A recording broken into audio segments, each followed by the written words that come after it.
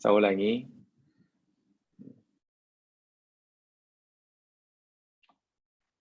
Jika ia musibah dunia,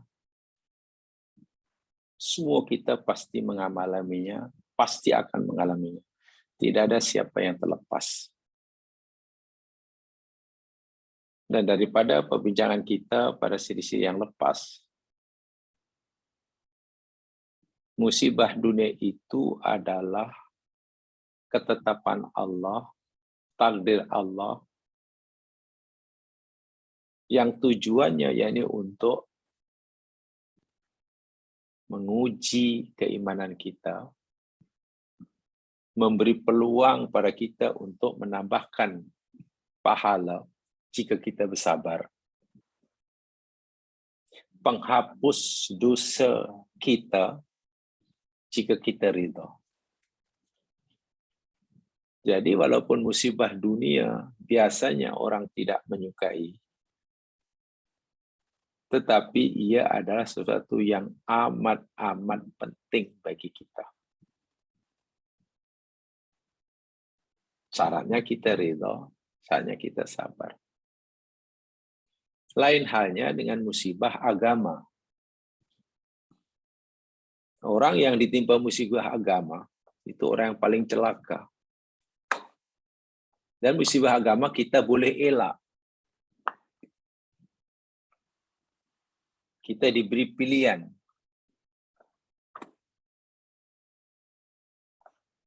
Berbeza dengan musibah dunia. Musibah agama itu ialah bahasa mudahnya tinggal suruhan, langgar larangan. Itu musibah agama. Ya contohlah, saya ulangi sekali. Katalah orang ditimpa mengalami sakit. Sakitnya itu adalah musibah dunia. Musibah agamanya mana? Musibah agamanya jika orang yang sedang sakit tidak sabar. Nah, tidak sabar itu musibah agama. Agamanya yang terkorban. Kan orang yang tidak sabar itu berdosa. Agamanya yang terkorban. Bila sakit, apa yang terkorban? Apa yang ialah kalau dikatakan terkorban? Ya paling kesehatannya. Hilang sekejap. Letih sekejap. Penat sekejap. Dan itu penghapus dosa. Tapi coba kalau dengan sakit tidak sabar.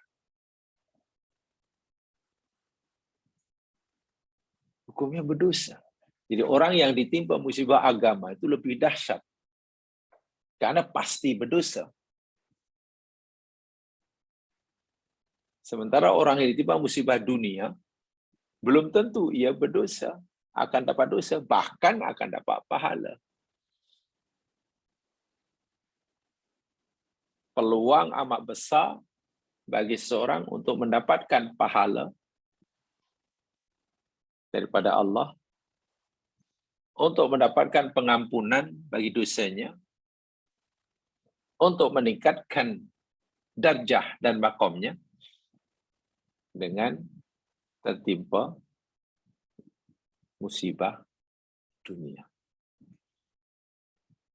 Bila ini kita fahami, insya Allah, kalaupun kita takut atau tak mau tertimpa musibah, pasti kita akan lebih takut dan tidak nak tertimpa musibah agama. Sementara musibah dunia, kalaupun kita takut dan kita tak nak, pasti tertimpa juga. Karena itu sunatullah yang kita tidak boleh elak. Dunia adalah yang tempat untuk kita diuji. Pasti. Bahkan orang yang paling sering diuji, paling kerap diuji, paling berat ujiannya, para nabi. Para nabi. Baik, sama sekalian, mari kita teruskan kajian kita ini. Masih tajuk Asrarul Bala' fid Dunya, rahsia ujian di dunia. Satu sudah ad-dunya darul imtihan wabtila. Dua ad-dunya darul mamar la darul baqa. Sekarang yang ketiga, jim. Lihat dalam nota huruf jim. Itu nomor 3. Alif, ba, jim. Bukan alif ba ta ya. Dalam bahasa Arab dipanggil abjad kan. Abjad kan. Jadi kalau dalam bahasa Arab abjad itu alif, ba, abajadun, hawazun, hatta yakun. Supaya huruf jim ini rahsia. Bencana atau musibah dunia. Ad-dunya la yadumu na'imuha wala bu'suha. Perhatikan betul-betul. Ad-dunya la yadumu na'imuha wala bu'suha. Terjemahannya, ad-dunya, hidup di dunia ini,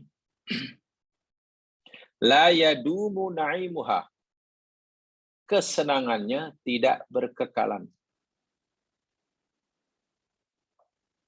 Wala bu'suha, demikian juga kesusahannya. Dunia ini senangnya tidak berkekalan, demikian juga susahnya. Tak ada yang kekal, tak ada yang berusaha. Lama kanatid dunya daru ikhtibarin wabtila'in. Bila mana dunia itu adalah negeri ujian, negeri bala, mamar la baqa, tempat untuk kita sekadar lalu, transit, bukan tempat untuk kita tinggal selama-lamanya, itu sifat dunia, maka fa inna na'imaha la yadum.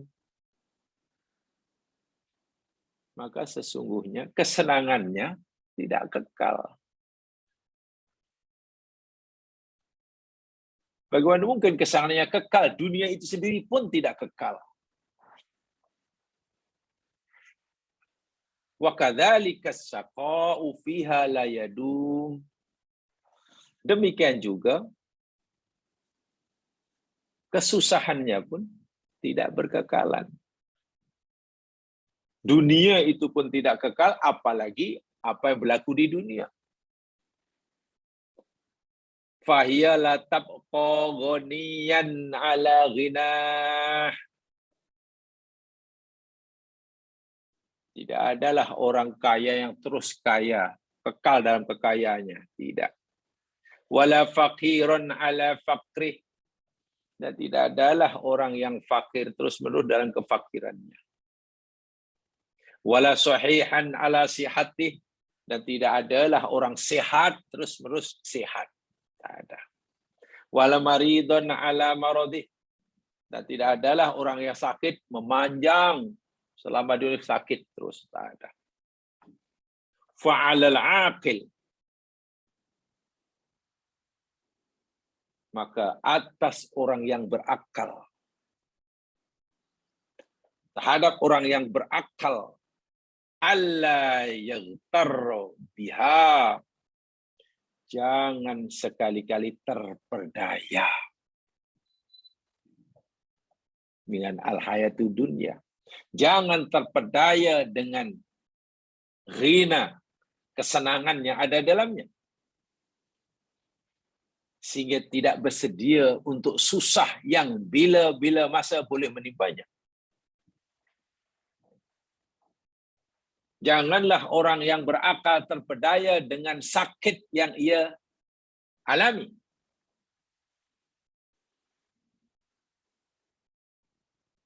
Sehingga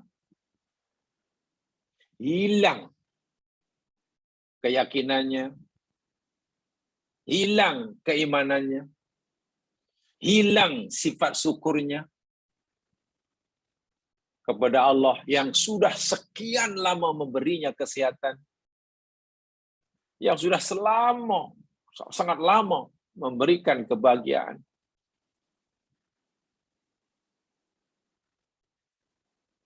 Yang kaya jangan terpedaya dengan kekayaannya, sehingga lupa yang suatu saat Allah boleh tarik kekayaannya, bertukar jadi miskin. Yang susah jangan terpedaya dengan kesusahannya, sehingga timbul suudzon yang waliyadzubillah kepada Allah, seakan-akan dia tidak pernah diberi kesenangan oleh Allah. Masa susah tak ingat langsung bahwa Allah telah memberinya kesenangan. Masa sakit seakan-akan tak pernah Allah memberinya sehat, sehingga kurang syukurnya, lebih banyak mengeluhnya. Wah, semua itu tidak kekal. Walidzalika nabbahal Quran. Sebab itulah Al-Quran memberikan peringatan illa li'atibari bil fana'iha wa zawaliha. Memberi peringatan akan fana. Fana itu hilang, lenyap, musnah, wa zawaliha, dan hilangnya. Quran mengingatkan perkara ini. Dunia akan sirna, dunia akan fana. Satu di antara ayatnya, surah Asy-Syu'ara. Lihat surah Asy-Syu'ara, bawahnya itu ayat 205 hingga 207.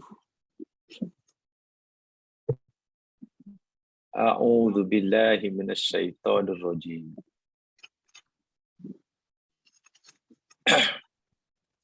Afara'aita immatta'nahum sinin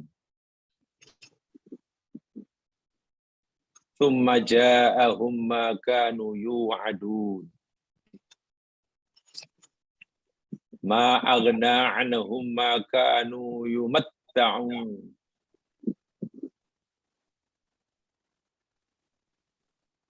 afara'aita, apa pendapatmu? Beritahu aku. In matta'nahum sinin, ketika kami beri mereka kesenangan beberapa tahun lamanya. Thumma ja'ahum, kemudian datang menimpa mereka makanu yu'adun, apa atau siksa yang mereka diancamkan sebelumnya. Ada orang Allah beri kesenangan beberapa tahun, karena menyalahgunakan kesenangan itu, datang kepada mereka, menimpa mereka bencana yang Allah pernah peringatkan, pernah ancamkan kepada mereka. Jadi susah. Senang jadi susah, kaya jadi miskin, sehat jadi sakit, bahagia jadi menderita. Bila sudah tiba, sudah bertukar menjadi susah. Ma'aghna anhu ma kanu yumatta'un. Tidaklah memberi manfaat, tidaklah memberi faedah bagi mereka kesenangan-kesenangan yang mereka nikmati selama ini. Subhanallah. Orang yang pernah diberi kesenangan, katalah nikmat sehat, dan semasa Allah beri kesenangan berupa nikmat sehat, ia salah gunakan kesehatan, hanya digunakan, dihabiskan untuk memenuhi hawa nafsunya. Mungkin boleh mute-kan ya.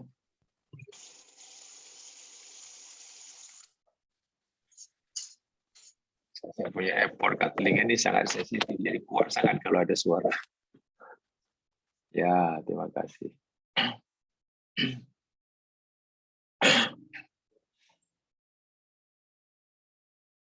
Saya ulangi. Katalah orang diberi kesenangan berupa kesehatan. Kesehatan pula disalahgunakan hanya untuk memuaskan hawa nafsunya. Dia puas, dia senang, mata, tamattu, senang lena.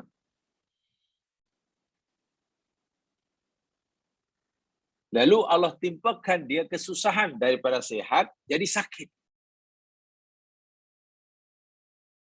Dan perubahan daripada sehat ke sakit, daripada senang ke susah, daripada kaya ke miskin itu Allah diingatkan. Dalam Al-Quran, tadi disebutkan di atas, tidak ada yang kekal di dunia. Tidak ada orang sehat berpanjangan. Tidak ada orang sakit terus dalam sakit. Tidak. Dan bila dah sakit menimpa, apakah kesenangan yang pernah dia kecapi, yang pernah dia rasai, yang pernah dia nikmati, dengan menyalahgunakan nikmat sehat yang Allah berikan sebelumnya, boleh mengurangi rasa sakit dan penderitaannya? Tidak, jemaah sekalian. Justru kalau dia ingat kesenangannya, sukacitanya semasa sehat, boleh jalan sana, boleh jalan sini, bila sakit, pasti akan menambah deritanya. Pasti. Kepuasan hawa nafsunya yang dirasakan oleh hawa nafsu semasa sehat itu hanya akan menambahkan sakitnya, rasa sakit hatinya semasa ia sakit. Jadi orang sakit itu boleh bertambah-tambah sakitnya bila mengenang kenikmatan yang pernah dinikmati semasa sehat. Tapi ingat ya, kenikmatan hawa nafsu ya. Ini yang Allah kata. Orang kaya yang menyalahgunakan kekayaannya, puas dia. Bahagia, gelak sana, gelak sini. Karena menyalahgunakan, dia puas. Bila tiba-tiba jatuh miskin, kemiskinan yang dialami, rasa sakit, pedih, menderita, karena kemiskinan yang dialami bukan semata-mata kemiskinan yang sedang menimpanya. Setiap kali dia mengingat hidupnya semasa senang, tambah sakit. Allah, sekarang saya tidak boleh jalan, sekarang saya tidak boleh makan. Dulu saya keseronokan, kepuasan yang pernah dialaminya malah menambah sakitnya. Bukan malah mengurangi. Tak adalah orang, nasib baiklah saya. Dulu pernah merasakan, dah senang. Sekarang sakit ya, tak apalah. Sekurang tidaklah kempunan. Tidaklah kempunan. Dulu saya dah puas, sekarang sakit. Keinginan untuk bersenang-senang masih ada. Karena dah biasa senang. Tiba-tiba dia sakit. Coba. Keinginan untuk bersenang-senang masih kuat. Sementara sekarang sudah tidak mampu. Sakitnya bertambah. Lain halnya bila semasa sehat, semasa kaya, digunakan, dimanfaatkan sesuai dengan kehendak Allah yang memberinya kekayaan dan kesehatan, kesempatan.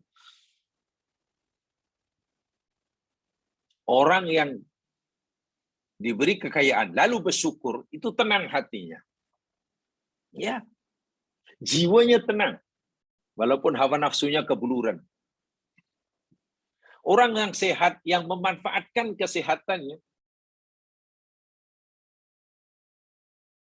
untuk berbakti pada Allah, itu jiwanya tenang setenang-tenangnya. Walaupun hawa nafsunya meronta-ronta, karena hawa nafsunya tak pernah dilayan. Coba kalau kita sehat dan kita mengikuti kehendak hawa nafsu, pasti kita hanya akan sia-siakan kesehatan kita. Untuk itu tuh. Jadi masa kaya, tenang hatinya karena bersyukur. Masa sehat, tenang jiwanya karena dimakan sebaiknya. Nanti bila sudah tidak sehat, bila sudah tidak kaya, hatinya tetap tenang. Bila ketenangan itu sudah meresap dalam jiwa jamaah sekalian, dalam keadaan apapun orang ini, jiwanya pasti tenang. Karena ketenangannya adalah hakiki, berada dalam hati. Berbeza dengan kepuasan yang sifatnya hanya luaran. Kepuasan yang sifatnya, kebahagiaan sifatnya luaran itu apa? Kepuasan, kebaikan yang hanya menuruti hawa nafsu. Ini bukan kata saya, ini kata orang ahli ihsan, ahli hati. Saya sampaikan. Orang yang mengikuti hawa nafsunya, dihabiskan rezeki Allah hanya untuk rezeki Allah, itu puas. Tapi ingat, kepuasannya hanya bersifat luaran. Nanti bila hawa nafsunya sudah tidak dilayan lagi, meronta-ronta dia. Hilang. Kesana tuh hilang sekelip mata. Tapi kalau kebahagiaan, kepuasan itu ada dalam rohani, dia tidak akan hilang. Dia tidak akan hilang. Tidak mudah karena ini perlu riyadhah. Jamaah sekalian, dalam buku Tasawuf Modern, Al-Imam Dr. Hamka pernah bercerita panjang. Ketika menguraikan firman Allah, alladzina amanu tatma'innu qulubuhum bi dzikrillah, ala bi dzikrillah tatma'innul qulub. Orang-orang yang beriman itu hatinya menjadi tenang, tentram dengan zikrullah. Ketahuilah, dengan sebab zikrullah hati jadi tenang. Masa sehat zikrullah, hatinya tenang. Nanti masa susah pun hati tetap tenang. Kan hatinya sudah sebati. Sehingga ketenangan, kebahagiaan rohani tidak ditentukan oleh keadaan luaran. Bukan. Oh, kalau sedang sehat, bahagia. Oh, kalau sakit, susah. Tidak akan begitu. Karena ketenangannya nih, zikrullah. Yang memberikan ketenangan, yang dia cari ketenangan itu datang daripada sumbernya. Sumbernya siapa? Allah Subhanahu wa Ta'ala. Karena Allah itu kekal, maka itmi'nanul qalbi, tenangnya jiwa, yang diperoleh dengan bersandar kepada yang empunya, ini Allah Subhanahu wa Ta'ala, kekal sebagaimana kekalnya dia. Tapi kalau orang mencari kepuasan dengan yang tidak kekal, sehat tidak kekal, darjah tidak kekal, pangkat tidak kekal, kaya tidak kekal, jadi orang besar tidak kekal. Nanti bila hilang sakit baliklah. Apalagi kepuasan itu hanya bersifat hawa nafsu. Inilah yang perlu kita percaya atau tidak percaya, jamaah boleh cek sendiri. Setiap hari bagi contoh, kalau kita makan ya mas kalian, makanan yang paling kita sukai, kali pertama makan pasti kita puas sepuas-puasnya. Kali pertama makan. Tapi cobalah makanan yang paling kita suka itu kita makan 1 hari 3 kali selama 1 bulan. Bosan kita. Kenapa tiba-tiba kita jadi bosan? Wah, sebelumnya sangat-sangat membahagiakan kita. Dengarlah mungkin Musik atau nyanyian atau suara yang paling kita sukai, terlena kita mendengarnya, merdu sekali. Tapi coba dia dengar selama 1 minggu. Bosan kita. Berada di kawasan tinggi, pemandangan yang sangat indah, duduklah mungkin di villa yang terindah di atas bukit, nanti pemandangan yang luar biasa, kagum kita. Hari pertama, hari kedua, malam pertama, kagum menikmatinya. Tapi coba duduk situ, hari-hari tengok benda yang sama selama 1/2 tahun. Bosan kita, baliklah, kita balik aja lah. Bosanlah, hari-hari sama aja. Kenapa ya begitu? Iya. Karena ketenangan, kebahagiaan itu tidak meresap dalam hati, hanya ada dalam hawa nafsu. Melalui perantaraan indera. Mata mula-mula melihat sesuatu yang menarik, terkejut. Sehingga maklumat mata disampaikan oleh mata melaluilah jaringan saraf berupa impan elektrik, terkejut otak kita bagian belakang. Karena maklumat tadi terkejut. Wah, kagum kita. Tapi coba kalau kita pandang begitu lama, kita sudah tidak terkejut akhirnya. Ya, biasa aja. Beza dengan ketenangan jiwa, zikrullah. Makin lama makin tenang, makin lama makin tenang, makin lama makin tenang. Tidak ada bosan-bosannya. Zikrullah. Lain aja Mas kehidupan ini yang walaupun tidak semua ya. Insya Allah semua kita ada rasa itu. Semakin kuat imannya, insya Allah semakin terasa. Beza atau serupa, kerinduan kita untuk pergi ke Makkah, melakukan ibadah tawaf di sana, dengan kerinduan kita ke tempat peranginan yang kita dah pergi. Agak-agak berapa kali kita ingin pergi ke tempat yang sama, yang menurut kita sangat menarik. Sekali, 2 kali, 3 kali, 4 kali. Boleh jadi. Tapi coba berapa kali keinginan seorang mukmin yang rindu Allah untuk menziarahi rumahnya, Ka'bah. Tak pergi sekali, ingin 2 kali, 3 kali, 3 kali. Dan sangat tenang. Kenapa ingin banyak kali? Apa yang menarik di sana? Bangunannya kah? Sama sekali. Kalau hanya bangunan, Kuala Lumpur pun hebat. Apakah arsitektur Ka'bah itu sangat menawan? Juga tidak. Hanya bangunan segi 4 aja. Apa sebenarnya membuat hati rindu? Yang peliknya pula, yang belum pergi, keinginannya sangat kuat untuk pergi.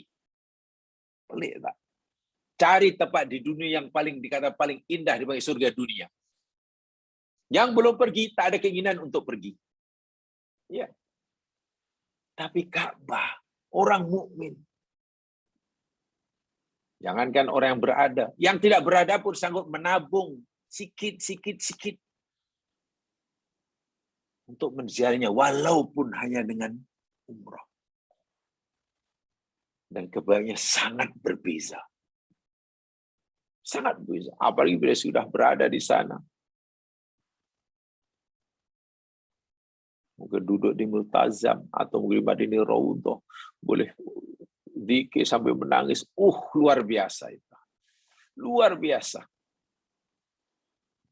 Tak terbayangkan. Kenapa? Karena ini pengalaman rohani.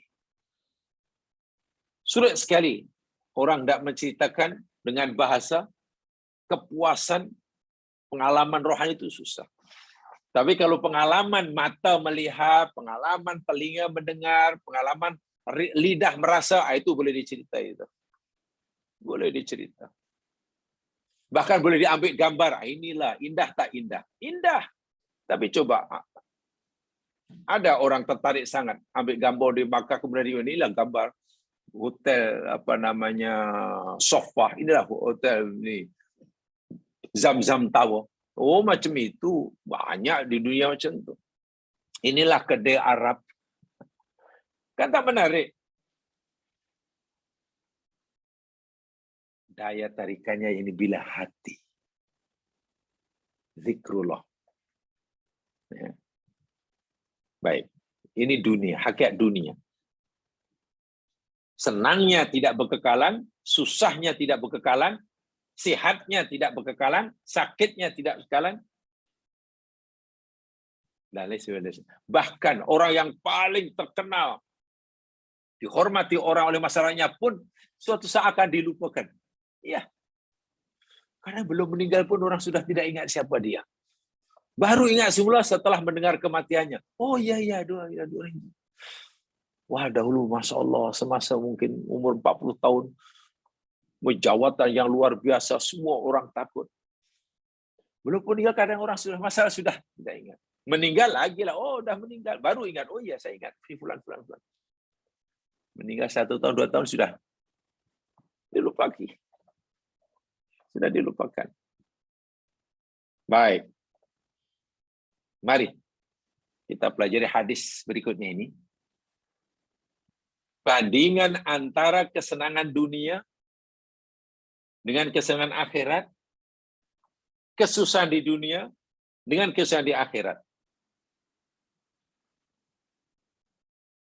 Orang yang di dunia katalah sepanjang masa senang lenang, tapi senangnya hanya mengikuti hawa nafsu ya, bukan senang karena memuaskan hawa nafsu, menyalahgunakan iman Allah. Tahan berapa lama agak-agak. Kesenangan di dunia yang bertahun-tahun, ketika orang ini dicelupkan dalam neraka. Masih ingatkah dahulu pernah senang? Orang yang susah di dunia, ujian bertubi-tubi. Dia sabar, lalu dimasukkan dalam surga. Masih dapat mengingatkah akan kesusahan di dunia, walaupun puluhan tahun ketika dia masuk surga? Mari kita lihat hadisnya. Tolong bagi baris ya kalau tak boleh baca. Hadis ini penting sekali. Hadis riwayat Muslim daripada Anas bin Malik. Lihat ya. Yu'ti bi anna'umil ahli dunya min ahli nari.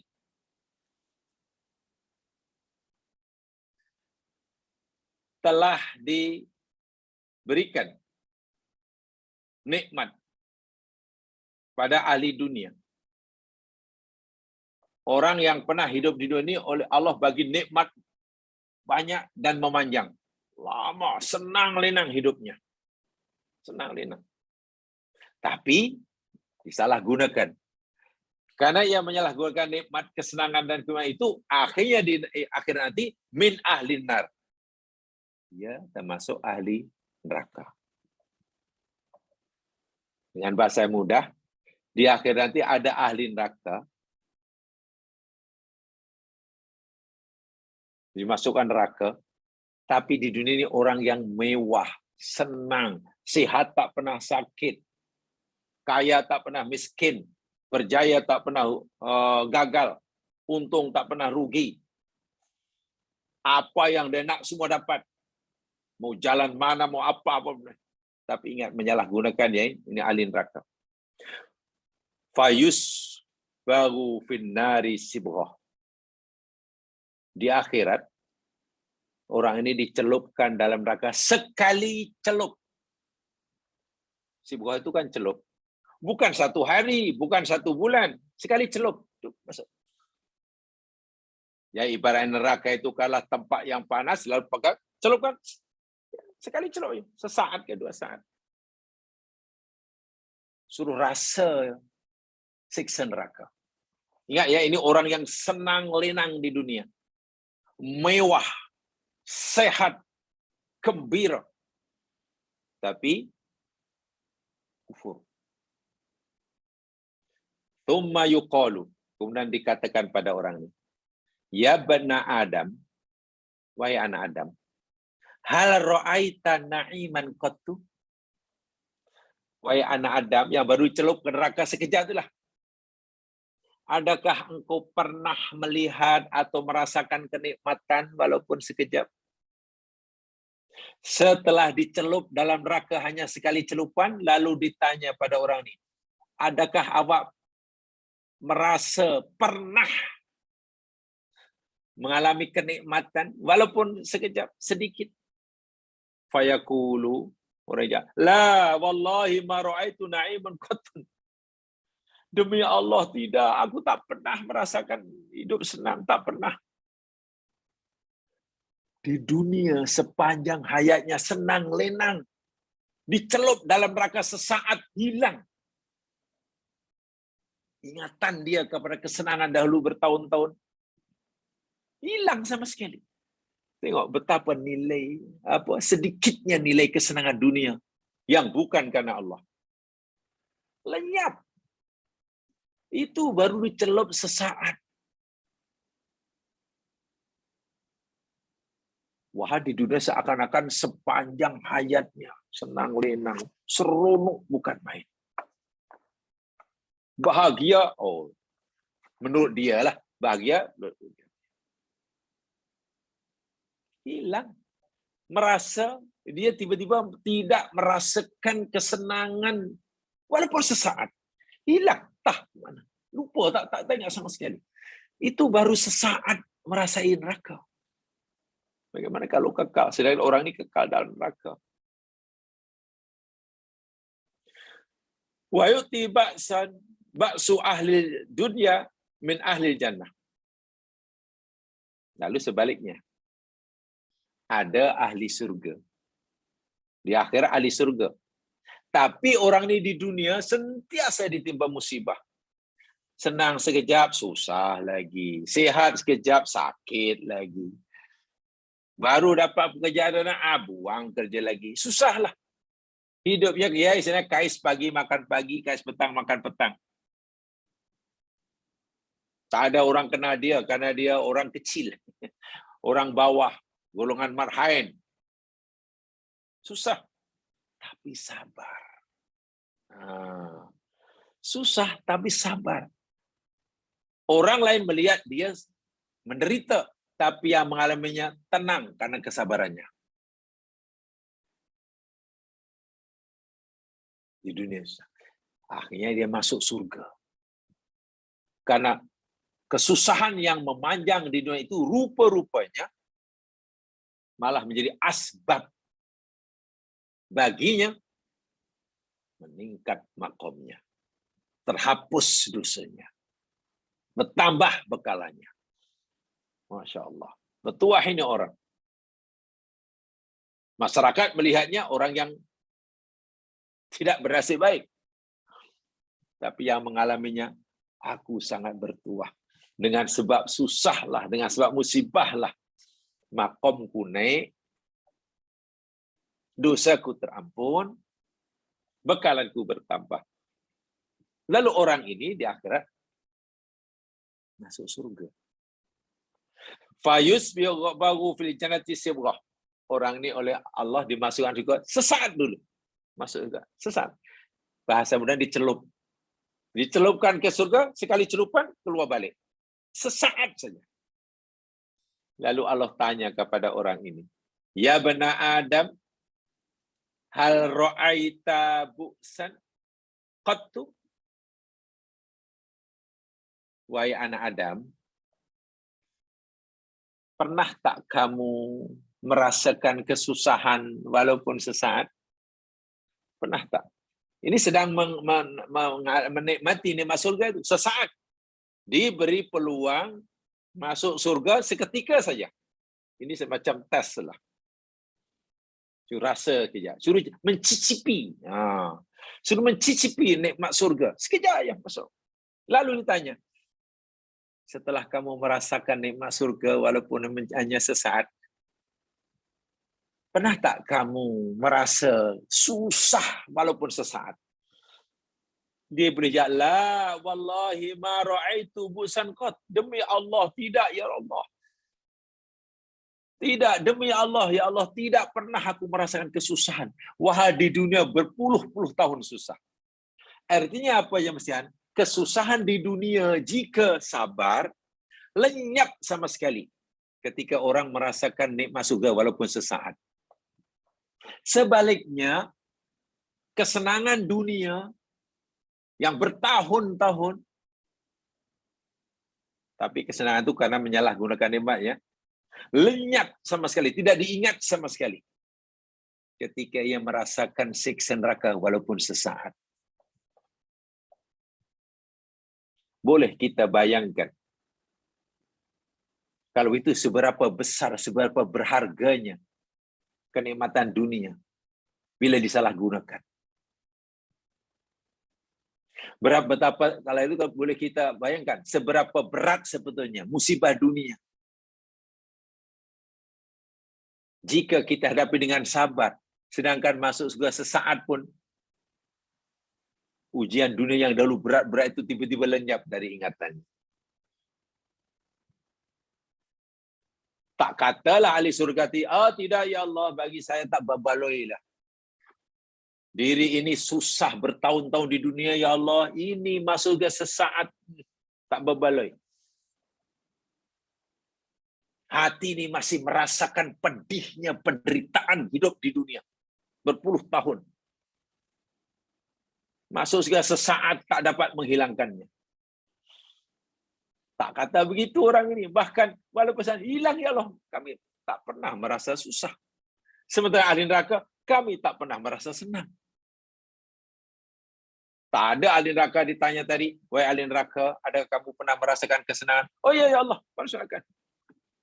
Masuk neraka saat tadi langsung tidak menghilangkan nostalgia saya. Baru sesaat di surga, di dunia aku senang lenang, tak ada masalah. Tak. Sesaat siksa neraka melenyapkan kebahagiaan dunia yang didapat dahulu. Kebahagiaan yang salah nih ya maksudnya. Dapat nikmat surga sesaat, menghilangkan penderitaan musibah dunia yang sepanjang hayatnya. Hadis sahih riwayat Muslim. Dan lagi sekali, musibah yang dialami oleh ahli surga, yang musibah dialami oleh ahli surga semasa dunia itu ya ini musibah dunia, bukan musibah. Sementara kesenangan yang didapat oleh si ahli kafir tadi itu sebenarnya bukan kesenangan, itu istidraj. Karena dia ditimpa musibah agama. Masya Allah. Paham ya? Ini maksud hadis ini sangat dalam sekali.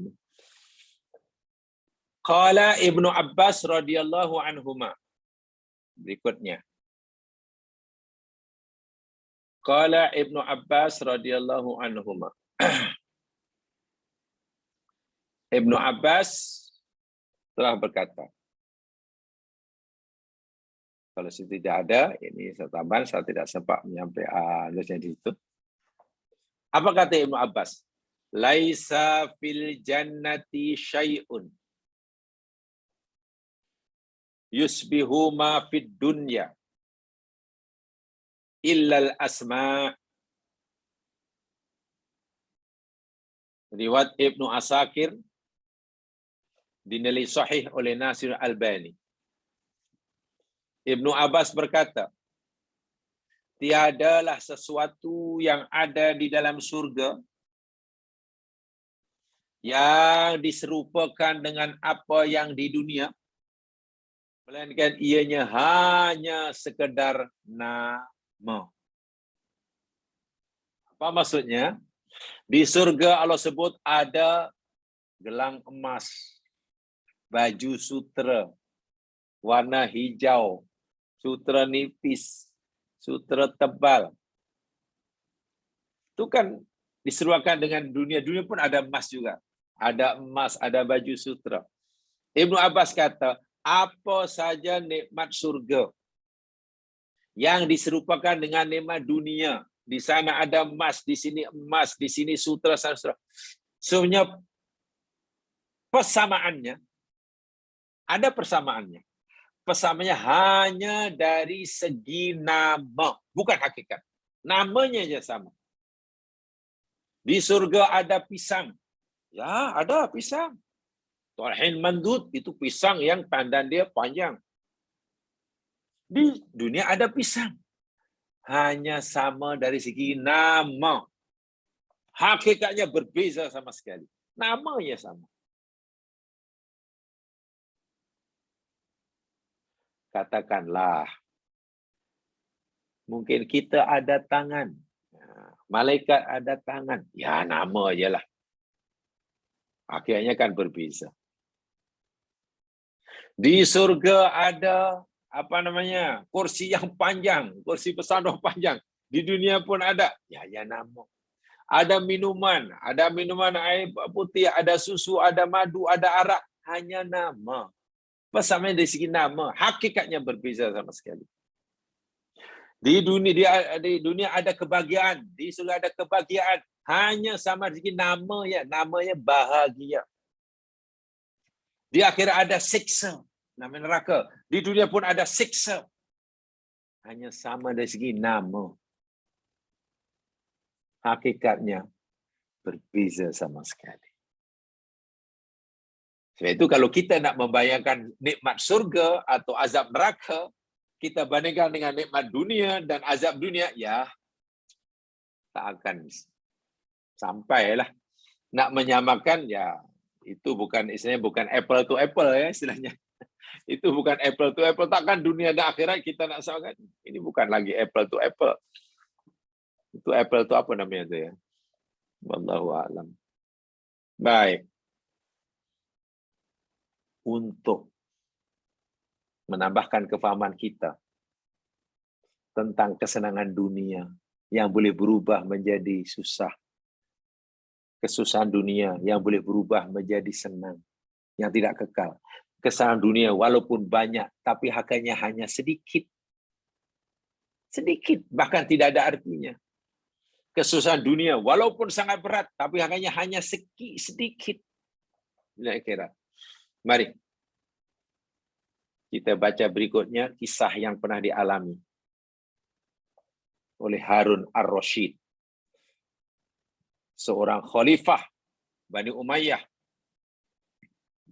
yang sangat kaya raya. Al-Khalifah Harun ar-Rasyid itu kan khalifah yang terkenal kaya raya. Kaya sungguh.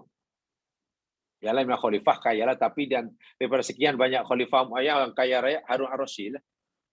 Sebab ada yang sederhana. Contohnya Umar bin Abdul Aziz, itu khalifah, tapi sangat sederhana. Sehingga anak khalifah Umar bin Abdul Aziz ini pernahlah menimbulkan rasa kasihan pada penjaga Baitul Mal. Pegawai Baitul Mal ini merasa kasihan tengok anak khalifah. Ya, kenapa anak khalifah macam itu? Sederhana sekali, pakaian pun macam itu, perhiasan tidak ada. Jadi bagilah hadiah, diambilkan dari Baitul Mal. Benda yang kecil aja sebetulnya, hiasan yang kecil halus saja. Umar bin Abdul Aziz melihat anak perempuannya memakai perhiasan, sedangkan dia merasa tidak pernah memberikannya. Lalu ditanya, dari mana awak dapat ini? Dari mana? Anak kecil aja, halus saja. Ini anak khalifah ya. Anaknya jujur. Karena anak perempuan tentulah minat perhiasan. Ayahnya tak berikan. Diajar untuk hidup sederhana. Anaknya jujur. Yang bagi adalah itu si pakcik. Pakcik yang jaga Baitul Mal. Pegawai. Dimarahnya suruh tanggalkan, diberikan balik dan dipanggil itu bagi Baitul Mal. Dimarahinya. Apa hak kamu memberikan harta negara kepada anakku? Diberikan itu benda yang kecil. Aku tidak rela keluargaku mengambil sesuatu yang bukan haknya. Dikembalikan tuh. Malah dimarahnya itu. Khalifah Umar bin Abdul Aziz. Dia pernah, kalau bahasa sekarang nak raya lah istilahnya, ingin memberikanlah pakaian baru, isbah baru pada keluarganya. Malangnya dia waktu itu tidak mampu. Lalu jumpa pada pegawai kerajaan, kalau sekarang perbendaharaan negara. Tuan, boleh tak gaji saya bulan depan? Sebab dia ada gaji, khalifah digaji. Jadi bulan depan, berikan sekarang lah. Saya nak belikan untuk keperluan keluarga. Kalau sekarang saya macam nak raya lah. Untuk keperluan bulan depan. Jadi, karena tidak mampu, boleh tak gunakan gaji bulan depan. Nanti lepas gaji, dibayar balik lah. Itu normal kan, akad seperti biasa kan, jemaah sekalian. Khalifah, ini khalifah. Tapi yang tak normal itu pasal khalifah. Minta gaji bulan depan, dibayar sekarang karena nak belanja. Dan nanti bulan depan tak payah gaji lah sebab sudah diambil. Masya Allah. Jawab pegawai perbendaharaan negara ini. Luar biasa. Pada khalifah. Tuan Khalifah, kami bukannya tidak percaya Tuan Khalifah akan membayar balik. Kami yakin Tuan Khalifah amanah. Artinya bila kami bagi gaji Tuan Khalifah bulan 4 hari ini, ya pasti Tuan Khalifah akan macam hutang lah. Mana akan bayar gaji bulan depan. Kami percaya. Kami tidak meragui akan kejujuran amanah Khalifah. Masalahnya Tuan Khalifah, bolehkah Tuan Khalifah memberi jaminan kepada kami bahwa Tuan Khalifah masih hidup bulan depan? Bagaimana kalau gaji Tuan Khalifah kami yang sekarang, baik bulan depan sekarang, sementara Tuan Khalifah tidak sudah hidup bulan depan? Kan menanggung hutang, mati menanggung hutang. Kami percaya Tuan Khalifah tidak akan khianat. Tapi bolehkah Tuan Khalifah memberi jaminan pada kami bahwa umur Tuan Khalifah masih ada bulan depan dan masih bekerja di Khalifah? Coba siapa yang berani menjamin umur kita masih? Menangis tu Mas Umar bin Abdul Aziz. Dan yang menyampaikan itu ketua perbendaharaan negaranya. Tak jadi kalau tak jadilah. Ya nampaknya akhirnya tak jadi belanja lah. Oh iya ya. Kenapa aku begitu yakin bulan depan masih hidup sehingga berhak gaji dan gaji? Oh iya, menangis. Nah, itu ada khalifah dahulu yang macam seorang khalifah. Ya kalau khalifah itu sekarang raja kan, Perdana Menteri sekaligus. Tapi macam itu sekali. Punya pandangannya kepada kekuasaan. Dia terkenal kan, Umar bin Abdul Aziz kan mencontohi moyang dia, Umar bin Khattab. Walaupun hanya 2 tahun memerintah, Masya Allah, negeri makmur, semuanya. Dermawan, kuat ibadah, amanah. Kalau bahasa sekarang, semua pegawai kerajaan itu, integriti dia memang macam ini. Memang macam ini. Maklum khalifahnya macam itu. Ada patah Arab mengatakan, An-nasu ala dini mulukihim. Manusia orang ramai ini biasanya, agama orang ramai biasanya mengikut agama pemimpinnya. Cara berfikir orang ramai itu biasanya ikut gaya pemimpin. Kalau pemimpinnya seperti ini, merah, nanti pengikutnya pun akan jadi merah lah. Kalau punya biru, jadi biru. Biasanya, dalam jangka masa pasti akan begitu. Akan seperti apa gaya hidup orang ramai? Nah, tengok nanti gaya hidup pemimpin. Bahaya sekali itu ya. Sebab itu pada Umar bin Khattab, rakyatnya, Masya Allah. Ibadahnya luar biasa, kerjanya amanah. Semua ikhlas. Mereka berlomba-lomba untuk memberi, bukan menerima. Sayangnya tidak lama memerintahnya. Pada zaman Khalifah Harun ar-Rasyid, ini kaya raya orangnya. Sangat kaya. Saya tidak tahu rakyatnya waktu itu lebih suka dipimpin oleh raja yang kaya raya atau raja yang sangat zuhud seperti Umar bin Khattab, saya tidak tahu. Jamaah boleh jawab sendiri. Talabal Khalifah Harun ar-Rasyid ma'an liyasroba. Lihat. Suatu hari, Khalifah Harun ar-Rasyid meminta tolaba, ma'an air. Liyasroba, karena dia nak minum. Tsumma qala Ibnu Samak, setelah dapat air, yang segelas begitulah.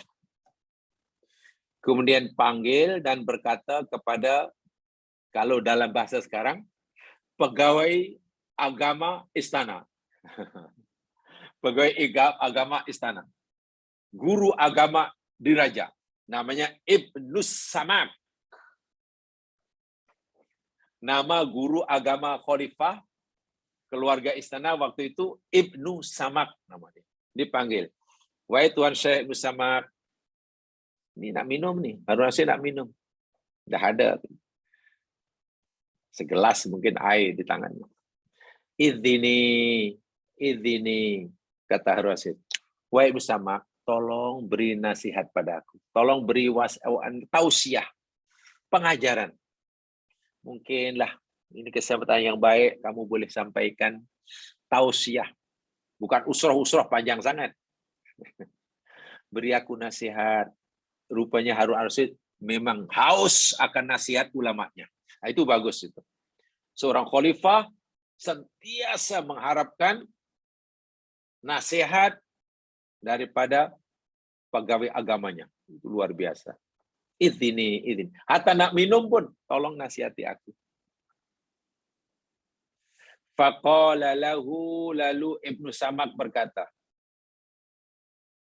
Billahi ya Amirul Mukminin. Demi Allah, wahai Amirul Mukminin. Dia bersumpah.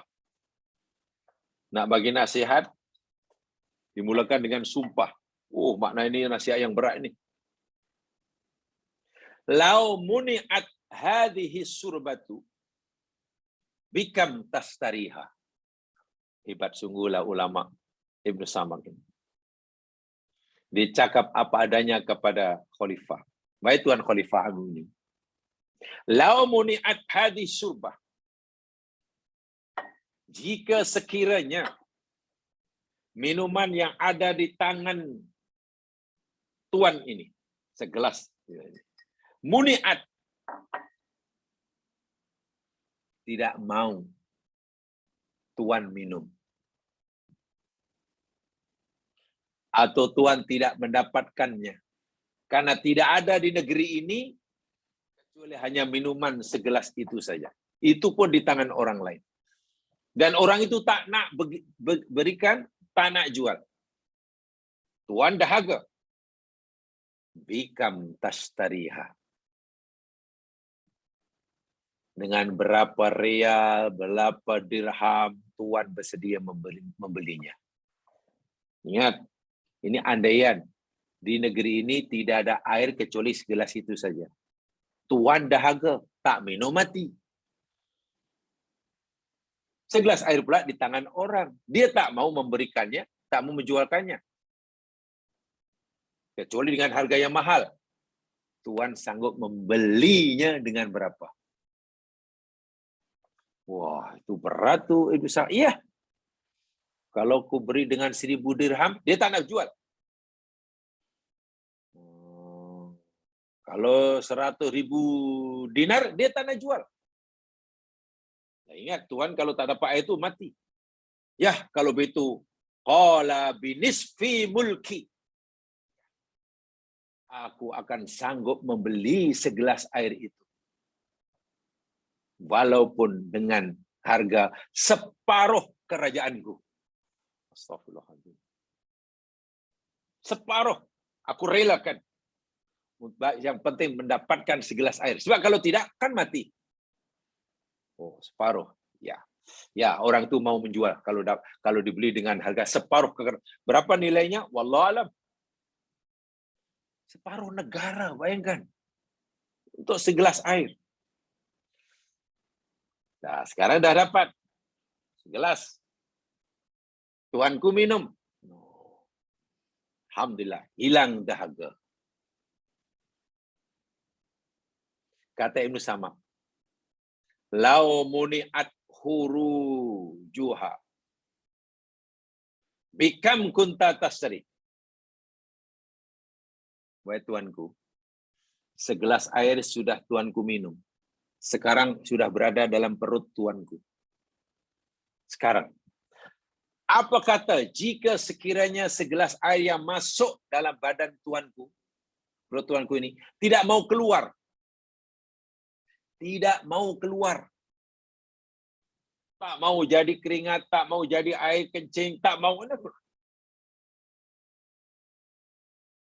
Dan kalau air yang kita minum, makanan yang kita makan, tak mau keluar, sakit kita. Katalah orang hanya masukkan makanan, minuman, tapi tak ada yang keluar. Sakit kan?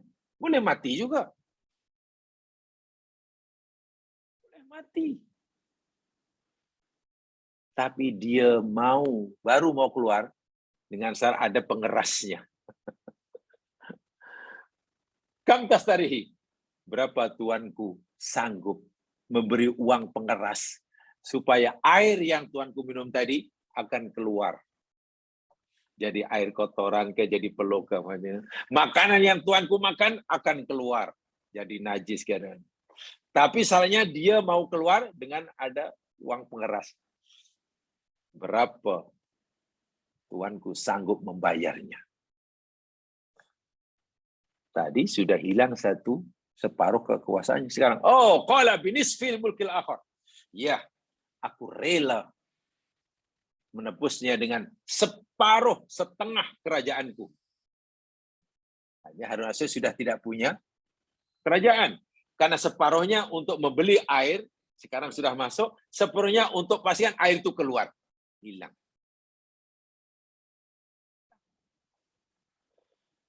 Ini pembicaraan yang sangat dalam, ini sebenarnya pemahaman kata hakikat dunia yang sangat mendalam ini. Pandai betul Ibnu Samak. Dan itu bukan borak kedai kopi. Ini ulama besar, penasihat raja dengan rajanya, bayangkan. Faqala, lalu Ibnu Samak berkata, rupanya ini yang nak disampaikan oleh Ibnu Samak. Inna mulkan qimatuhu syurbatan ma'in. Kalau begitu Tuanku, sesungguhnya nilai kerajaan Tuanku yang sebesar ini, semegah ini, dengan tanah air seperti ini, dengan bala tentera sebanyak ini, dengan bla bla bla bla inilah. Kerajaan Tuanku yang sedahsyat ini dikagumi oleh negara luar. Rupanya nilainya hanya sama dengan segelas air. Ya, hanya segelas air. Lijadirin ala yunafisu fi, tak lebih. Buktinya, separuh kerajaan Tuanku sudah habis. Hanya untuk membeli segelas air untuk diminum. Setelah masuk pula, separuh kerajaanku pun juga terpaksa jual untuk memastikan air itu keluar. Ketahuilah Tuanku, kerajaan Tuanku yang Tuanku banggakan selama ini, nilainya tidak lebih daripada segelas air. Jika segelas air itu mogok, Allah tak bagi. Yalah katalah Allah tak bagi. Kecuali kita kena berikan sedekah. Kalau dia sayangkan kerajaannya, ya matilah sebab tak dapat air. Atau mati karena tidak boleh buang air. Fabaka Harun, khalifah yang kaya raya, terkenal hebat, menangis. Tersentuh. Tersentuh. Karena nasihat Ibnu Samak benar-benar. Inilah sebenarnya hakikat kehidupan. Dia tidak lama belajar dengan satu pengajaran, tetapi diyakini dan difikirkan, iya.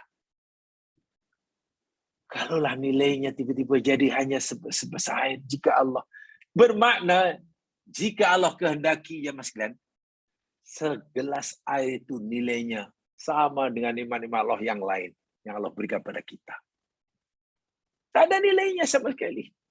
Itu baru dunia dinilai dengan dunia. Kan air itu dunia, nikmat dunia. Kerajaan, kekuasaan, dan itu pun juga nikmat dunia. Tengok. Tiba-tiba nilai nikmat dunia pun boleh naik turun. Allahu Akbar. Dan itu boleh kita lihatlah. Boleh kita lihat. Belilah katakanlah umpamanya mineral water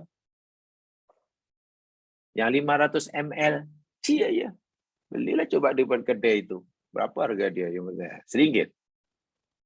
Mungkin RM1 ke apa.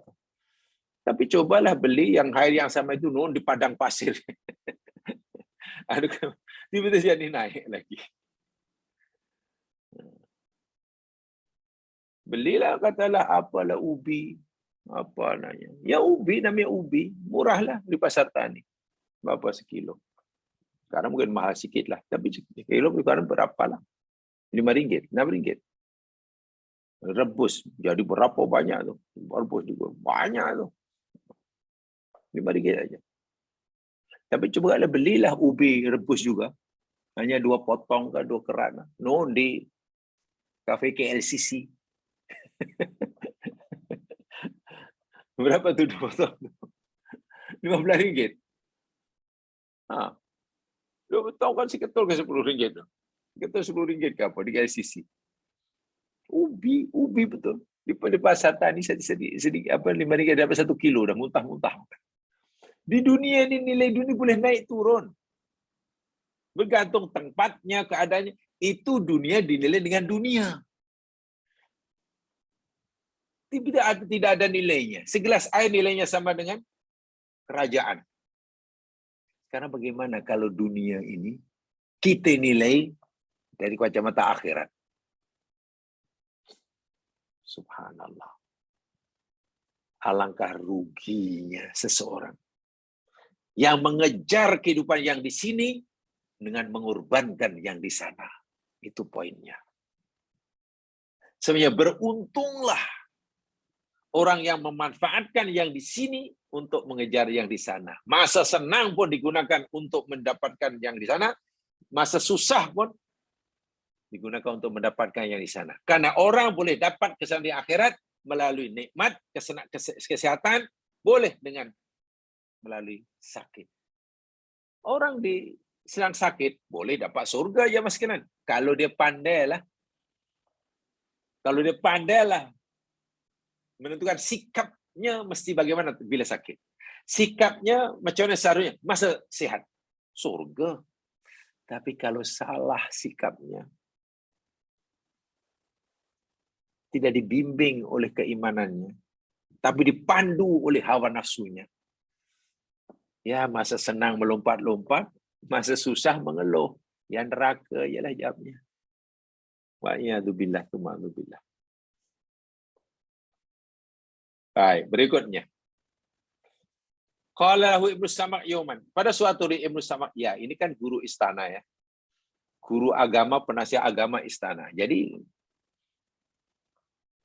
kerja memang menasihatilah, mengingatkanlah. Suatu hari Ibnu Samak berkata kepada Harun ar-Rasyid, innaka tamutu wahdak. Tuanku, suatu hari tuanku akan meninggal. Mangkat. Wahdak, seorang diri. Wa tadkhulul qabra wahdak. Tuanku pun akan masuk ke dalam kubur seorang diri. Wa tub'asu minhu wahdak. Tuanku pun nanti akan dibangkit pun seorang diri. Nafsi-nafsi. Fahdharil maqam baina yadayillahi azza wa jalla. Maka adalah tuanku mengambil berat. Takutlah tuanku. Ingatlah selalu akan kedudukan tuanku di hadapan Allah Subhanahu wa taala nanti. Karena kedudukan seorang hamba dalam pandangan Allah, penilaian Allah bukan pada apa yang zahir. Bukan karena jawatannya. Bukan karena kedudukannya. Bukan karena darah keturunannya. Bukannya status sosialnya. Sama sekali tidak. Wal wuquf bainal jannati wan nar. Ingat, Tuanku adalah sentiasa ingat. Ketika Tuanku sedang berdiri di hadapan Allah, di depan sana hanya ada dua tempat, neraka dan surga. Hina yu'khadu bil qadam wa tazillul qadam wa yaqa'un nadam. Ketika waktu itu kaki-kaki itu sudah tidak stabil, sudah seimbang dulu. Asyik tergelincir. Ini menunjukkan huru-hara ya. Penyesalan sudah mulai terasa. Dasar. Fala taubatun tuqbalu wala utratun tuqalu. Di mana waktu itu taubat sudah tidak lagi diterima. Penyesalan sudah tidak lagi rasa penyesalan tidak mampu terkata. Wala yuqbalu fida'un bimalin. Tebusan, nak tebus dengan harta tak akan diterima. Dunia boleh tebus lah, tak apalah. Kalau itu saman-saman lah, boleh. Di sana tidak ada saman-saman. Faja'al ar-Rasyid yabki. Harun ar-Rasyid sudah mulai menangis mendengar nasihat kuliah agama Ibnu Samak. Nangis dia. Hatta ala sautuhu, sehingga suaranya kuat. Bukan menangis hanya menikahi mata, tapi mengeluarkan suara yang agak kuat. Faqala Yahya bin Khalid lahu. Lalu Yahya bin Khalid yang ada di majelis itu berkata, menegur guru istana. Yabna Samak, wahai Tuan Syekh Ibnu Samak, laqad saqaqta ala amiril mu'minin al-lailah. Benar-benar engkau telah berjaya apa istilahnya ya? Saqqa itu sebenarnya mana asalnya mengoyak ya Mas kan? Mengoyak rabak. Demi sungguh engkau telah berjaya balik mengoyak rabak hati Harun ar-Rasyid. Hancur hatinya malam hari ini. Sehingga menangis seperti itu. Faqama, lalu dia pun berdiri. Fa kharaja min indi. Yahya bin Khalid pun keluar meninggalkan majelis itu. Wa huwa yabki, sambil dia menangis. Dia sendiri pun menangis melihat tuanku menangis karena malam ini. Engkaulah benar-benar ulama yang hebat. Sanggup menasihatnya, membuat hati tuanku hancur berkecamuk. Munkasirul qalbi. Ada dalam riwayat, tapi riwayat itu dinilai lemah, ya Mas kalian. Ya, kalau dinilai lemah, maknanya jangan disandarkan pada Rasulullah, ya Rasulullah, bukan ya Rasulullah. Bahkan ada yang menyatakan itu yakni riwayat Syiah. Yang penting jangan disandarkan pada Nabi. Riwayat itu yakni ketika Nabi Musa bertanya pada Allah, Ya Rabb, aina abtagi? Wahai Tuhanku, di mana aku boleh cari engkau dan menemukan engkau? Musa pernah kata begitu katanya. Tapi enggak ya, ini bukan hadis Nabi ya. Itu biasanya hanya dalam Roqa'iq tuh, ya, dalam kitab-kitab Roqa'iq itu ada. Kita yang berkaitan dengan akhlak. Ya Rabb, wahai Tuhanku, di mana aku boleh mencari engkau dan mendapat engkau? Lalu Allah kata apa? Ibtaghi, carilah olehmu akan aku. Inda munkasiratil ulub. Carilah aku di dekat, di tempat orang yang hatinya hancur berkecai. Maksudnya apa? Orang yang hatinya sedang hancur berkecai. Contohnya harus menangis tadi. Menangis ketika diingatkan, diberi nasihat oleh Ibnu Samak tentang air tadilah. Menangis beri nasihat. menyesali dirinya, menyesali kesilapannya, hanya ingat pada Allah, ketakutan. Itulah dipanggil mungkasir qalb. Bukan hancur bekerja karena hilang barang ya. Ini bukan karena nangis karena musibah, bukan.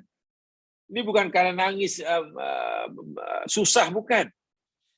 Menangis ingat Allah Akbar. Kenapa selama ini saya lupa benda ini, saya tidak sedar ini. Rupanya salah, saya silap menilai dunia dan isinya. Rupanya saya alpa tujuan hidup. Lalu menyesal, menangis. Itu menjadi penyesalan kesadaran lah. Nah, dari riwayat tadi, Allah ada di situ. Maknanya apa? Ketika orang hatinya berkecai, hancur, nadamah, menangis, dia sanggup menangis. Sebenarnya makom orang itu sudah hampir dengan Allah Subhanahu wa taala. Iya. Sangat hampir. Ada hadis yang sahih jamaah, tapi tidak seperti itu. Contoh, ada 7 golongan kata Allah yang nanti akan berada di bawah naungan, kata Nabi, yang akan ada berada di naungan Allah. Hari di mana tidak ada naungan selain naungan Allah. Salah satu daripada 7 golongan itu yakni rajulun dzakarallaha khalian fafadat ainah. Seseorang yang ingat Allah, ingat kebesarannya, ingat kecuaian dirinya, ingat neraka Allah, ingat dosanya, ingat macam-macam lah. Ingat akhirat, ingat Allah. Fafadat ainah khalian, dalam keadaan seorang diri.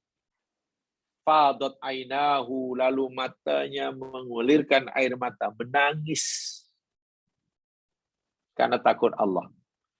Itu orang yang nanti dapat jaminan berada di bawah naungan Allah. Tengok. Itu sahih itu. Jadi memang betul lah.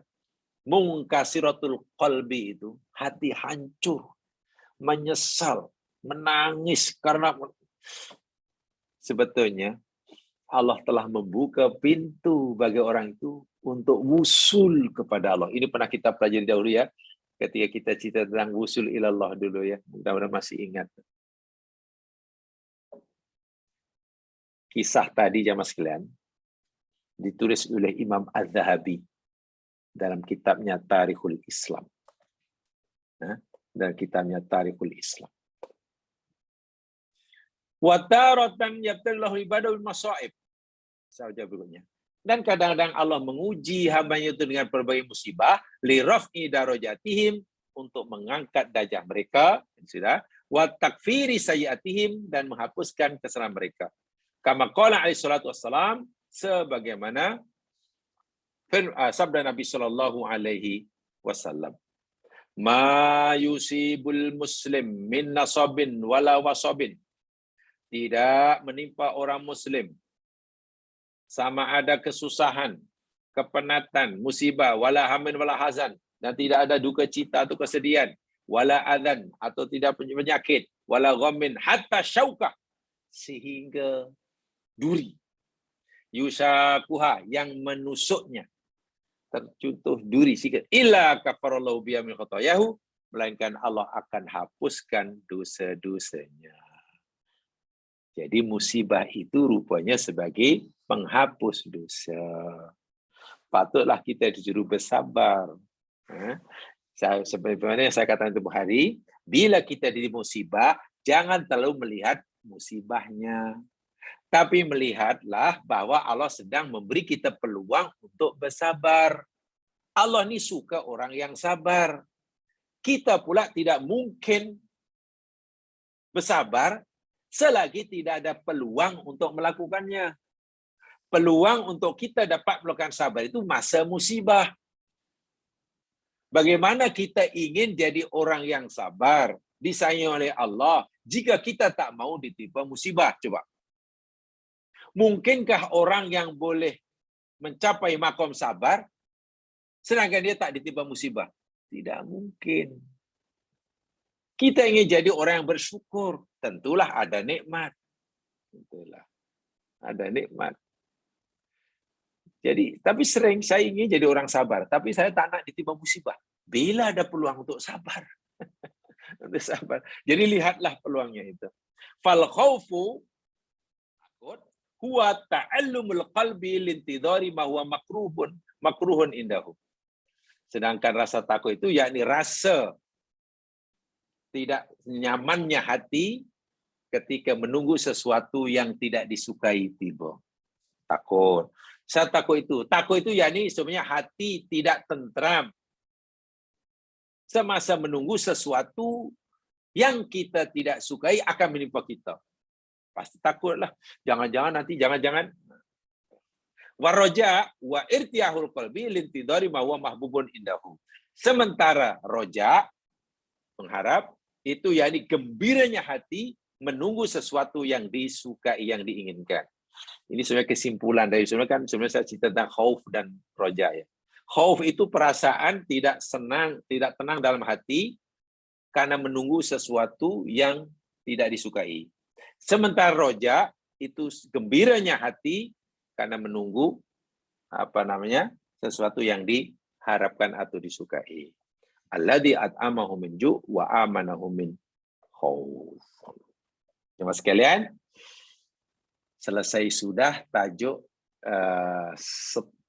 selingan asrarul bala di dunia. Karena yang kita bicarakan itu kan hauqalah dan istirja kan. Hauqalah dan istirja hasan itu kaitannya musibah. Nah, musibah itu berlakunya di dunia. Sebab itu saya sampaikan rahasia musibah di dunia supaya kita mampu bersabar, mampu menghayati istirja. Insya Allah nanti selepas itu kita akan teruskan tentang makna istirjanya itu, rahasianya. Nah, insya Allah nanti kita akan sambung pada kesempatan yang lain. Itu saja yang benar daripada diri sendiri, yang silap yang kelemahan saya. Mudah-mudahan memberi manfaat saya nyampaikan. Alhamdulillah kalau dapat kongsi bersama. Tutup dengan bacaan tasbih kifarah dan surah wal asr. Subhanakallahumma wa bihamdika asyhadu an la ilaha illa anta astaghfiruka wa atubu ilaik. A'udzu billahi minasyaitonir rajim. Wal 'ashr. Innal insana lafi khusr illa alladzina amanu wa 'amilus shalihat wa tawasaw bil haqq wa tawasaw bis sabr. Assalamualaikum warahmatullahi wabarakatuh.